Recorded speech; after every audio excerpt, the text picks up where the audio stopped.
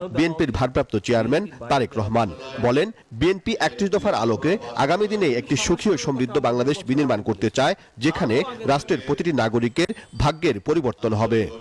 ৩১ দফাতে আমরা যা যা বলেছি কম বেশি কিন্তু এখন আমরা পত্রপত্রিকায় দেখি সংস্কার যে কমিশন করেছে, সরকার যে কমিশন করেছে, সেই কমিশন যেসব বিষয় জমা দিয়েছে রিপোর্ট কম বেশি আমাদের কথায়।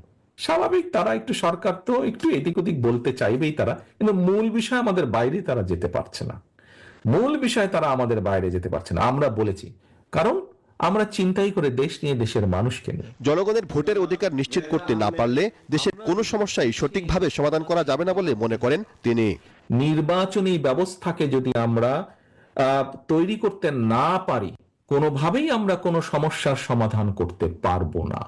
আমরা যদি নির্বাচনী ব্যবস্থা সামগ্রিকভাবে সমগ্র বাংলাদেশে গড়ে তুলতে না পারি, অর্থাৎ একটি নির্দিষ্ট সময় পরে যত ঝড় তুফান বন্যা বৃষ্টি যাই হোক না কেন নির্বাচন হতেই হবে, নির্বাচন হতে হবে, এর কোনো বিকল্প নেই। এটি হতে হবে, এই ব্যবস্থাকে নিশ্চিত করতে হবে, এই ব্যবস্থাটাকে টেনে আমাদের নিয়ে যেতেই হবে, চলাতে হবেই, আমাদের কোনো কম্প্রোমাইজ নেই। নির্বাচন হতে হবে, যেখানে জনগণ ভোটার, সেখানে জনগণকে নির্দ্বিধা নির্বিঘ্নে শান্তিপূর্ণভাবে ভোটের ব্যবস্থা থাকতে হবে।